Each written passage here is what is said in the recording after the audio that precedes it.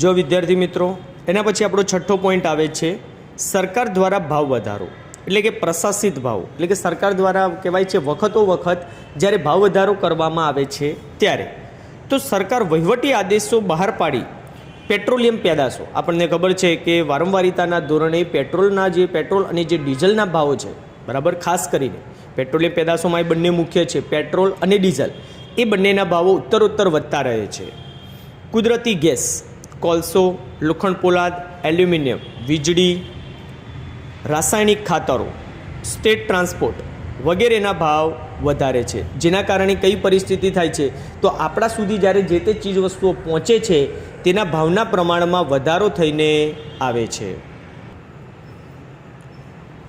જો પછી કહે છે સરકાર દ્વારા અનાજ અને કૃષિ પેદાશના પ્રાપ્તિ ભાવોમાં ટેકાના ભાવોમાં વખતો વખત કરવામાં આવતો વધારો. શું કહ્યું છે આપણને? કરવામાં આવતો વધારો. વસ્તુઓના ભાવ વધારે છે. સરકાર દ્વારા જ્યારે કહેવાય છે અનાજ અને કૃષિ પેદાશો જે આપણી કહેવાય એના પ્રાપ્તિના ભાવોમાં, એટલે કે એના જે ટેકાના ભાવો છે એના પ્રમાણમાં જ્યારે વખતો વખત વધારો કરવામાં આવે છે ત્યારે પણ ભાવ વધારો થાય છે. કુદરતી અને માનવીય પરિબળો, અતિવૃષ્ટિ, અનાવૃષ્ટિ, જે આપણે કહેવાય છે કે કુદરતી જે પ્રકોપો છે તે, હવે કુદરતી પ્રકોપો સામે આપણે પાંગળા છીએ. કુદરતી પ્રકોપો સામે માનવી કેવો છે?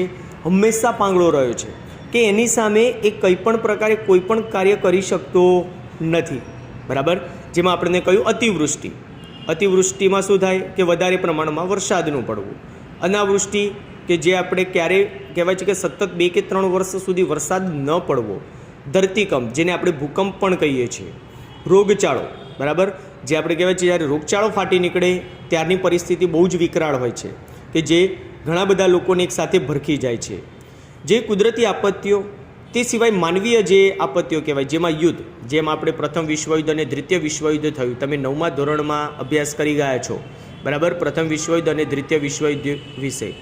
તોફાનો, બરાબર, તો તોફાનોની અંદર જે કહેવાય કે હિન્દુ મુસ્લિમો વચ્ચેના જે સંઘર્ષના જે બનાવો બનતા હોય છે ખાસ કરીને તે, બરાબર, અથવા તો બીજું કહી શકીએ આપણે જાતિગત ઝઘડાઓ, કે એક જ ધર્મના લોકો પણ અલગ અલગ જાતિના જે લોકો છે, કે જેમ કે આપણે અનામત માટે જે આંદોલન થયા હતા, બરાબર, તે તોફાનો આંદોલન, તે પરિસ્થિતિ.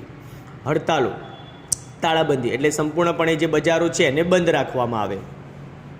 ભાંગફોડ, એટલે કે કોઈ પણ સરકારી જે તે કચેરીઓ છે, સરકારી જે તે માલિકીની વસ્તુઓ છે એ બધી વસ્તુઓને તોડફોડ કરવામાં આવે. જેના કારણે થઈને આપણે એટલું નથી સમજી શકતા કે આ જેટલી પણ ભાંગફોડ થાય છે કે સરકાર એ પોતે પોતાના ખર્ચામાંથી કે પોતાના ઘરના પૈસામાંથી ક્યારેય કશું નથી કરવાના. એ જે છે બધો જ ખર્ચો, બર્ડન જે છે બધું ભારતના જે સામાન્ય નાગરિકો છે તેની ઉપર જ આવવાનું છે, બરાબર. ઔદ્યોગિક અશાંતિ, એટલે કે ઉદ્યોગોની અંદર પણ અશાંતિની જે પરિસ્થિતિ છે તે જોવા મળે છે. જેવા કારણોસર ઉત્પાદનો ઘટે છે, કારણ કે એની અસર તો થાય જ, ઉત્પાદન ઉપર થાય, એટલે એ કારણે થઈને શું થાય છે કે ઉત્પાદનના પ્રમાણમાં ઘટાડો થાય છે અને તેની અછત સર્જાય છે. આમ માંગના પ્રમાણમાં પુરવઠામાં ઘટાડો થતાં ભાવ વધારો થાય છે. માંગના પ્રમાણમાં જ્યારે ઉત્પાદન ઘટે ત્યારે શું થાય? ભાવ વધારો થાય છે. એના પછી આપણને કહે છે સંગ્રહખોરી અને નફાખોરી. હવે સંગ્રહખોરી અને નફાખોરી જે છે એ અત્યારના સમય પ્રમાણે કહેવાય તો જે તે વ્યક્તિ પર પાસા હેઠળની કાર્યવાહી કરવામાં આવે છે કે જ્યારે ભવિષ્યમાં ભાવો વધવાના છે એવી અટકળ કે અફવાના કારણે થઈને બજારમાં જે તે ચીજ વસ્તુઓને, બરાબર, વેચાણ માટે મૂકવામાં આવતી નથી અને જે દુકાનદારો, વેપારીઓ છે તે લોકો એની સંગ્રહખોરી કરે છે અને સંગ્રહખોરી કરીને જ્યારે ઊંચા ભાવો મળે, બરાબર, કે જે તે વસ્તુનો ભાવ સપોઝ પહેલાં 30 રૂપિયા હતો પછી એને સીધો 50 રૂપિયામાં વેચે, બરાબર, તો 30 રૂપિયામાં પણ એને પ્રોફિટ તો મળવાનો જ હતો, પરંતુ એને શું કર્યું? સંગ્રહખોરી કરી, જેના કારણે થઈને એને પાછળથી શું મળે છે? નફો પ્રાપ્ત થાય છે, સારામાં સારો પ્રોફિટ, ડબલ ભાવ મળે છે. અનાજ અને અન્ય આવશ્યક ચીજવસ્તુઓના ઉત્પાદનમાં અનિશ્ચિતતાઓ હોવાને લીધે અવારનવાર અછતની પરિસ્થિતિ સર્જાય છે. જો શું કહ્યું છે આપણને? અનાજ અને અન્ય આપણી જે આવશ્યક ચીજવસ્તુઓ છે તેના ઉત્પાદનમાં અનિશ્ચિતતાઓ હોવાને લીધે અવારનવાર અછતની પરિસ્થિતિ સર્જાય છે.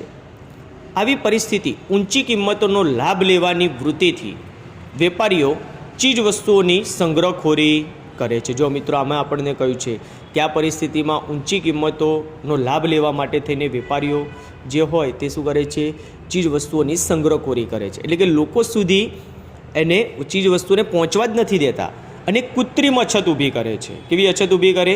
કૃત્રિમ અછત ઊભી કરે છે.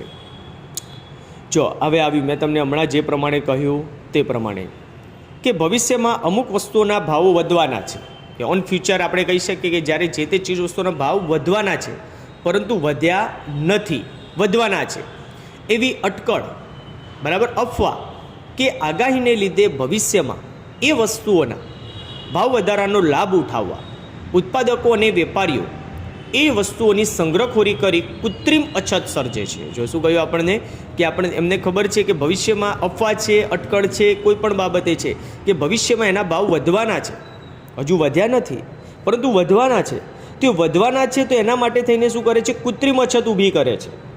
અને એ કૃત્રિમ અછત ઊભી થવાના પરિણામે શું થાય છે કે જ્યારે બજારમાં એની માંગ વધે છે પરંતુ બજારમાં એનો પુરવઠો જે હોવા છતાં એ લોકો સુધી પહોંચવા દેતા નથી અને જેના કારણે થઈને શું કરે છે, સંગ્રહખોરી કરીને સારામાં સારી નફાખોરી મેળવવાનો પ્રયત્ન કરતા હોય છે.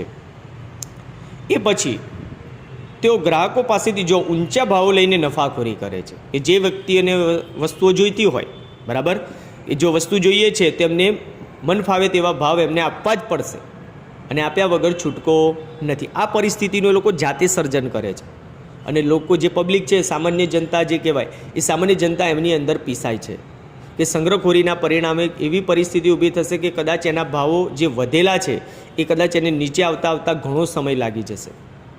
એટલે શું થાય કે જે નોકરી કરતો હોય, નોકરીની અંદર એની આવક ઓછી છે પરંતુ એનું જાવકના જે સાધનો કહેવાય તે કેવા હોય છે, વધારે હોય છે અને એના પરિણામ સ્વરૂપે થઈને આ નફાખોરીના પરિણામે ભાવ વધારો થાય એ પણ એટલું જ આવશ્યક છે, એટલું જ એમાં જોડાયેલું છે એ બાબત.